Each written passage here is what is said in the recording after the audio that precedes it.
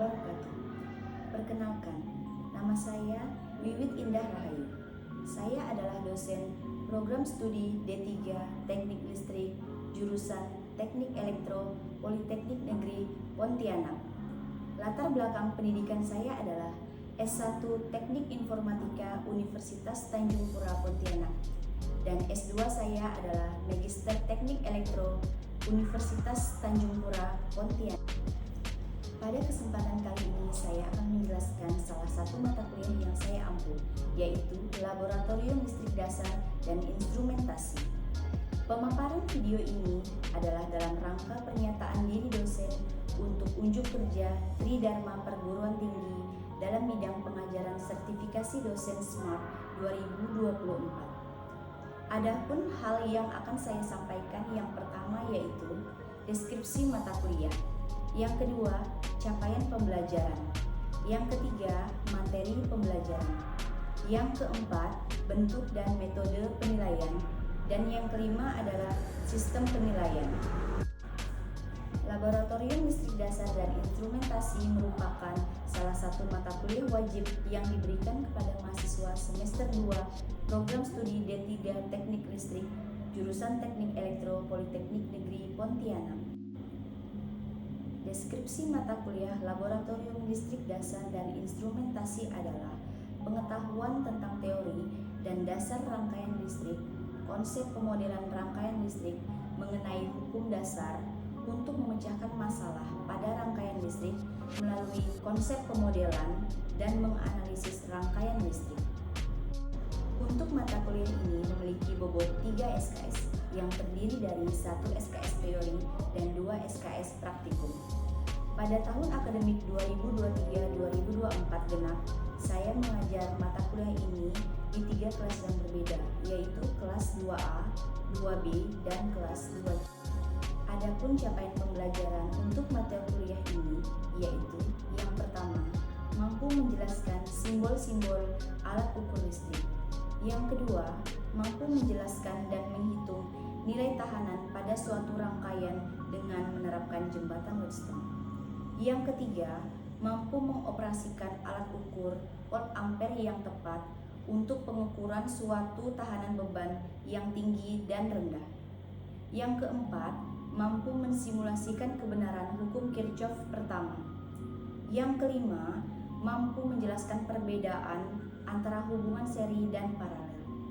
Yang keenam, mampu mengoperasikan osiloskop dengan besaran-besaran yang ditampilkan untuk kepentingan analisa bentuk gelombang.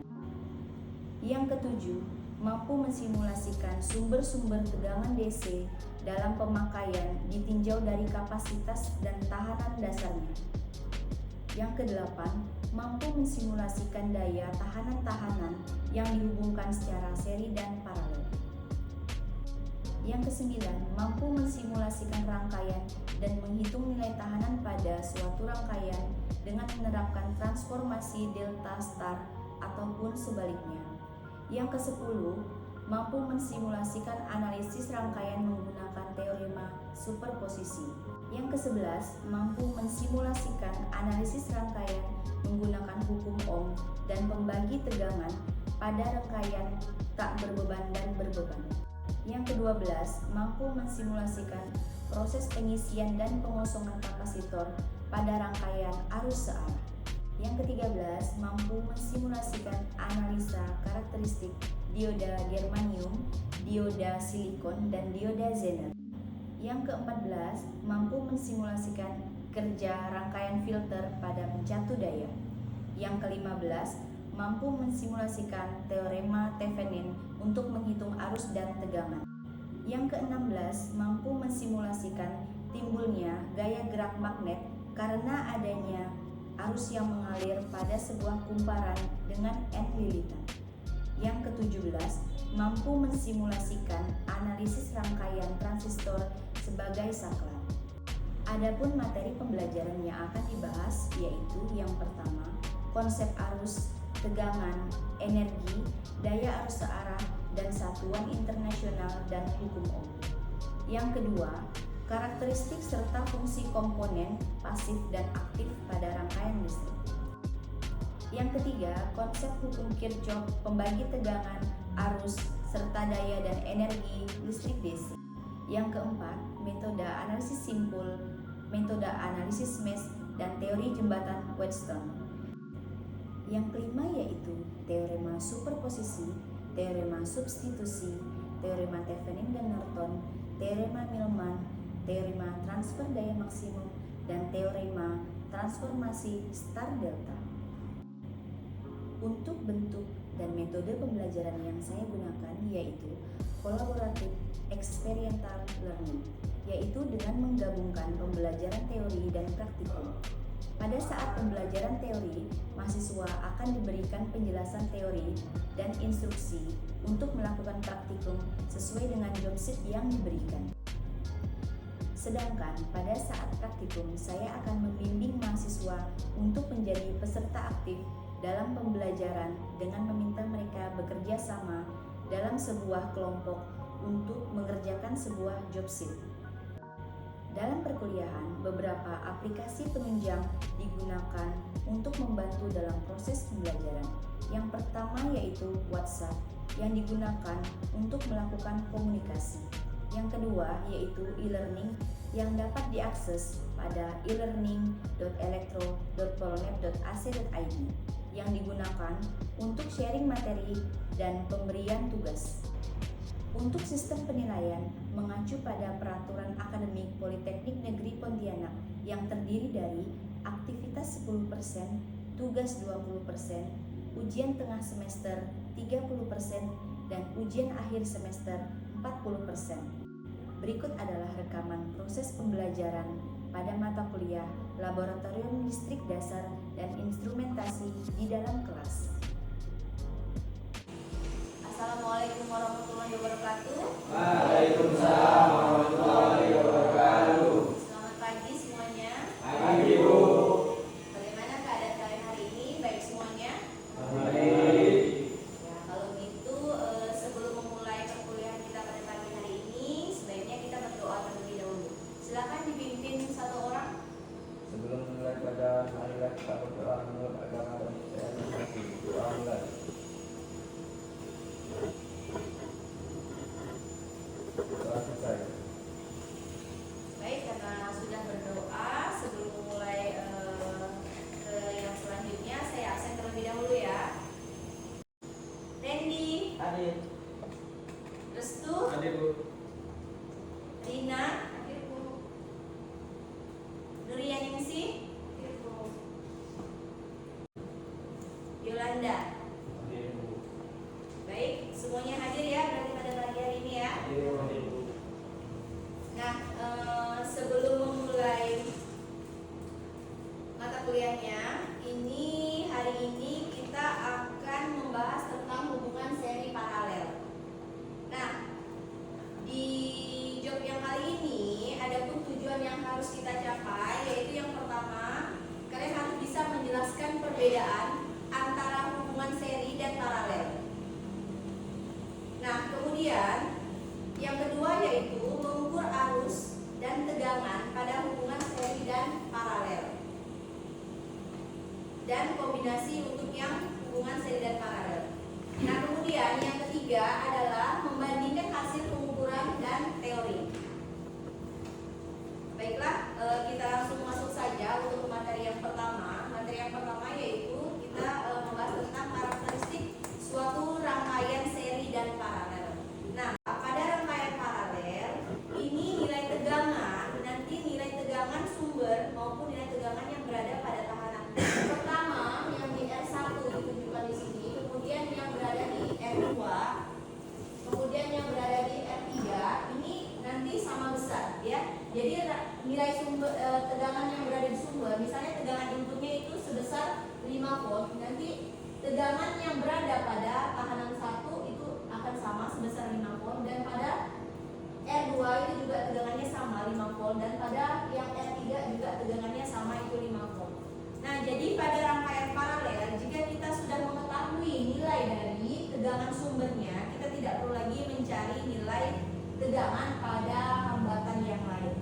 Justru pada rangkaian paralel ini kita harus bisa mencari nilai arusnya. Karena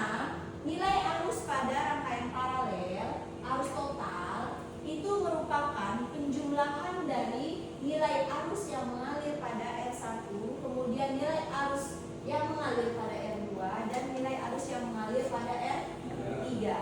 Nah, untuk rangkaian paralel ini dia kebalikan dari rangkaian seri. Kita balik lagi ke atas yang tadi. Nah, untuk rangkaian seri di sini kebalikannya dari paralel. Ini artinya nilai arus total yang mengalir pada rangkaian seri, misalnya nilai inputnya di sini arusnya adalah sebesar 1 ampere. Nah, berarti di sini nanti arus yang mengalir pada R1 itu juga sebesar 1 ampere. Yang kedua juga 1 ampere. Yang ketiga juga 1 ampere. Nah, tapi pada rangkaian seri itu nilai tegangannya berbeda. Jadi ketika tegangan inputan di sini, misalnya di sini 5 volt, nilai tegangan yang akan mengalir pada hambatan 1 itu tidak 5 volt. Karena pada rangkaian seri di sini nilai tegangan sumber atau inputan itu merupakan total dari nilai tegangan yang mengalir pada R1, pada R2 dan R3. Jadi terdapat perbedaan yang signifikan ya antara rangkaian seri dan rangkaian paralel. Nah, jadi berdasarkan hal yang sudah saya jelaskan tadi tentang hubungan seri dan paralel, beberapa kesimpulan bisa kita tarik ya. Yang paling signifikan, apa yang bisa kita tarik dari hal yang sudah saya jelaskan? Coba antara hubungan seri dan paralel. Siapa yang bisa jawab? Ya, silakan. Kalau hubungan seri itu harusnya itu sama, sedangkan tegangannya itu berbeda. Ya. Kalau rangkaian paralel, tegangannya sama, tapi serinya berbeda, tapi arusnya berbeda. Ya, betul sekali ya. Jadi kita harus mengetahui konsep dari hubungan seri dan paralel. Kalau misalnya kita udah tahu konsepnya seperti apa, jadi bagaimanapun nanti bentuk rangkaiannya, kita akan mudah untuk menghitung ataupun mengukurnya. Yang selanjutnya yaitu kombinasi dari rangkaian seri dan paralel ya. Nah, pada rangkaian kombinasi seri dan paralel seperti ini adalah sebuah contoh soal seperti yang kalian lihat di sini. Di sini tegangan sumber yang diberikan itu sebesar 24 volt. Kemudian di sini ada 4 buah hambatan yang disusun secara paralel, kemudian dipisahkan seperti ini. Jadi ada 2 kelompok seperti ini. Nah, untuk menyelesaikan soal seperti ini, yang perlu kita cari pertama kali yaitu adalah arus total. Nah, untuk mencari arus total, rangkaian yang seperti ini harus kita sederhanakan terlebih dahulu ya, jadi tidak bisa langsung kita cari seperti ini. Langkah yang pertama yaitu kita harus menjadikan R1 dan R2 yang paralel di sini itu menjadi seri. Begitu juga dengan yang R3 dan R4 itu harus kita jadikan seri terlebih dahulu. Di sini sudah ada contohnya ya. Ini ada rangkaian pengganti untuk R1 dan R2. Di sini dijadikan menjadi R ekuivalen 1. Ini rumusnya itu adalah R1 dikali R2 dibagi dengan R1 ditambah R2. Nah, perlu diingat bahwa rumus ini hanya dapat digunakan jika hambatannya itu hanya ada 2 ya. Jadi kalau misalnya hambatannya itu ada 3, tidak bisa menggunakan rumus ini ya. Yang perlu diingat kalau ini hanya ada 2. Jadi yang di atas dikali, kemudian dibagi dengan yang di bawahnya ditambahkan. Jadi kita bisa lihat hasilnya di sini ya. Hambatan 1 kan dia 100, kemudian yang kedua dikali dengan 250, dibagi dengan 100 ditambah 250. Kemudian didapatkan bahwa untuk hambatan pengganti pada R ekuivalen 1 sebesar 71,42 ohm. Nah, tadi kita sudah menjadikan untuk R1, R2, dan R3, R4 itu menjadi rangkaian yang lebih sederhana.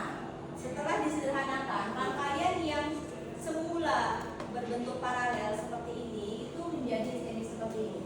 Nah, hal ini dilakukan karena kita mau mencari I total dahulu ya. Nah, jadi bisa kalian lihat yang saya gambarkan di papan tulis di sebelah kiri dari layar ini, itu rangkaian R1 dan R2 itu sudah menjadi ada rangkaian ekuivalen 1 penggantinya, dan R3 dan R4 sudah diganti menjadi rangkaian ekuivalen 2. Itu sudah berbentuk seri. Nah, karena sudah berbentuk seri seperti itu, rangkaian ekuivalen 1 dan rangkaian ekuivalen 2 itu bisa langsung kita tambahkan karena dia seri. Di sini sudah dihitung ya. Untuk rangkaian ekuivalen 1 yang sebesar 71,42 ohm ditambah dengan rangkaian ekuivalen 2 sebesar 127,27 itu menghasilkan 198,69 ohm. Nah, ini adalah tahanan total ya. Jadi 198,69 itu adalah tahanan total. Karena sudah diketahui tahanan totalnya, sehingga kita bisa langsung mencari arus totalnya ya. Arus total seperti kalian ketahui rumusnya adalah tegangan dibagi dengan tahanan total. Tadi tegangan inputannya sebesar 24 dan tahanan totalnya sebesar 198,69 sehingga arus yang dihasilkan sebesar 0,12 ampere.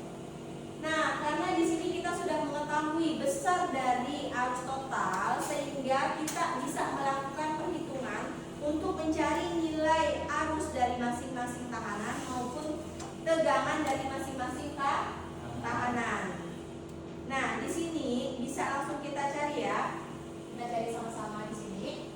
Nah, karena di sini tegangannya itu sudah ada dan di sini tahanannya sudah ada, jadi yang bisa kita cari langsung adalah nilai dari arus. Nah, jadi karena tadi kita sudah menghitung nilai dari arus totalnya, jadi kita bisa langsung menghitung tegangan yang berada pada masing-masing tahanan maupun arus pada masing-masing tahanan.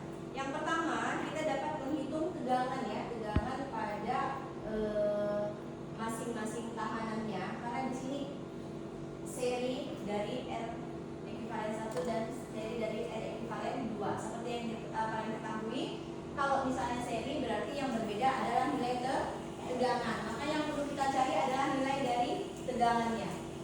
Nilai dari tegangannya yaitu PR1 sama dengan itu adalah arus total dikalikan dengan R ekuivalen 1.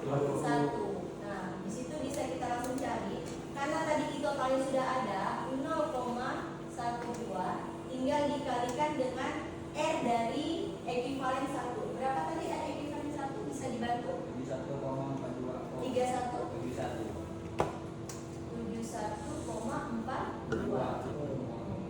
Oke, hasilnya berapa? Tegangan dari ekuivalen 1 8,57 volt. Nah, untuk tegangan pada R2 itu nilainya sama dengan pada R1 karena R2 dan R1 itu tadi dihubungkan secara paralel. Berapa nilai dari PR2? 8,57. Nah, kemudian nilai R2 nya berapa? 250. Nah, ini kalau dibagi berapa nilainya bisa dibantu? 0,034 ampere. Nah, di sini sebenarnya kita bisa jumlahkan. Jadi, harusnya arus total itu sama dengan I pada R1 ditambah I pada R2. Yang artinya ini 0,085 ditambah dengan 0,034. Ya, bisa dibantu nilainya berapa ini jika ditambahkan? 0,119. 0,119. Nah, tadi arus total yang kita cari sebelumnya nilainya adalah 0,12 ampere. Ini jika dibulatkan ini juga sama hasilnya 0,12 ampere. Nah, ini membuktikan bahwa arus pada rangkaian paralel itu nilainya beda. Jadi ketika dijumlahkan dia akan menjadi nilai dari arus total. Nah, sampai di sini kita masih harus mencari nilai dari arus pada rangkaian pada hambatan 3 dan hambatan 4 ya. Kita harus mencari. Jadi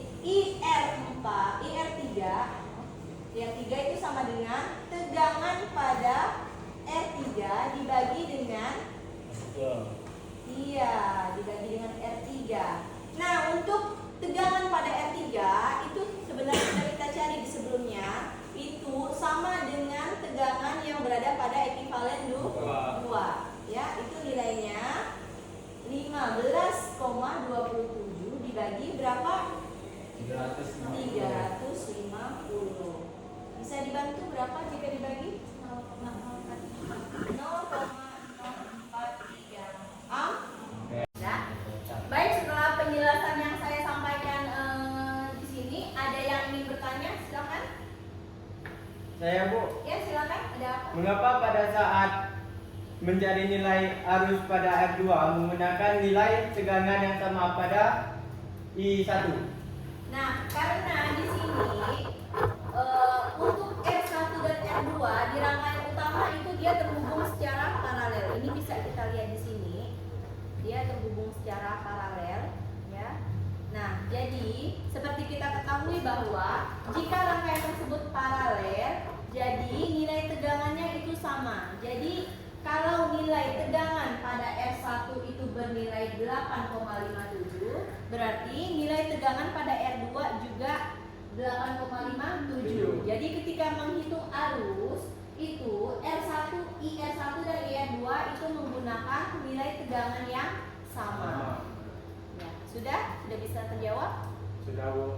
Baik. Kemudian ada lagi yang ingin bertanya? Silakan. Ya, silakan. Mengapa IR3 jika ditambah IR4? Nah, di sini ya bagus ya pertanyaannya. Nah, jadi di sini IR3 dan IR4 itu terhubung secara paralel juga. Nah, seperti kita ketahui bahwa jika rangkaian paralel, arus total merupakan penjumlahan dari nilai arus pada masing-masing tahanan yang ada di dalam sebuah rangkaian. Nah, di sini kebetulan besarnya arus total itu sebesar 0,12 ampere. Sehingga arus yang mengalir pada IR3 itu adalah ditambahkan dengan IR4, jumlahnya akan sama besar dengan arus total.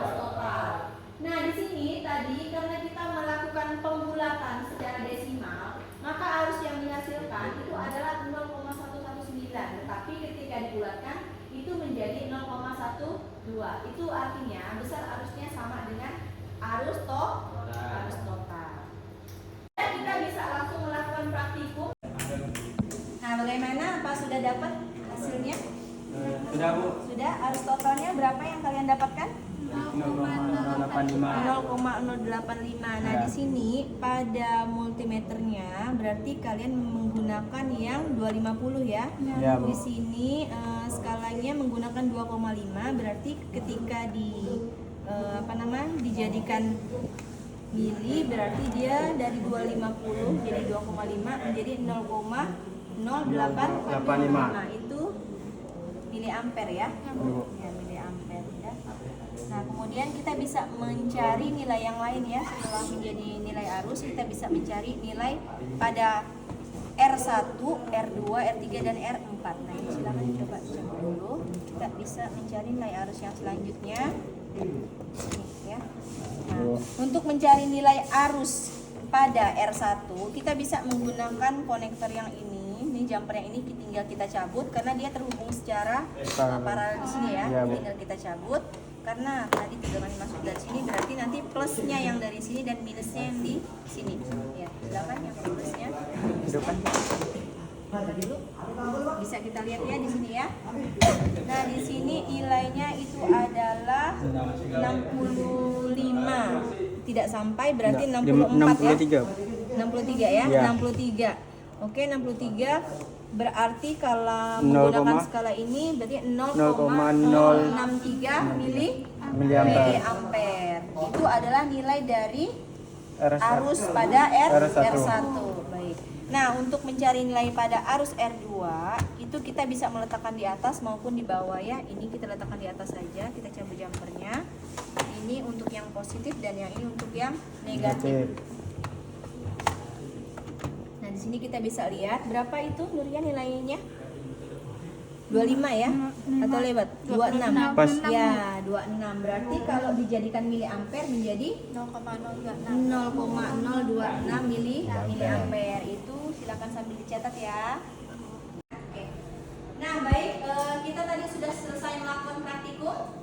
Baik. Nah, jadi tugas kalian yang selanjutnya adalah membuat laporan akhir ya. Jadi laporan awal atau pendahuluan yang sudah kalian buat itu diisi nanti tabel-tabelnya dengan hasil dari pengukuran yang sudah kalian lakukan, kemudian diisi juga dengan perhitungan yang kalian lakukan. Nanti tinggal dibandingkan hasilnya itu dengan kolom yang di paling kanan itu ada kolom persentase dari kesalahan antara perhitungan dengan pengukuran. Nah, jadi untuk minggu depan itu kalian tinggal membawa laporan akhir dari praktikum hari ini dan membawa laporan pendahuluan untuk job yang selanjutnya. Baik, mungkin kita bisa akhiri pertemuan kita pada pagi hari ini ya. Nah, sebelum diakhiri, silakan salah satu orang mahasiswa untuk memimpin doa terlebih dahulu. Silakan. Mengenai para pelajaran hari ini, kami akan baca doa untuk agama masing-masing. Doa mulai. Doa selesai. Baik, kalau begitu saya akhiri pertemuannya sampai di sini. Selamat pagi. Assalamualaikum warahmatullahi wabarakatuh. Demikianlah video pembelajaran dalam rangka pernyataan diri dosen dalam unjuk kerja Tridharma Perguruan Tinggi bidang pengajaran sertifikasi dosen Smart 2024. Terima kasih. Wassalamualaikum warahmatullahi wabarakatuh.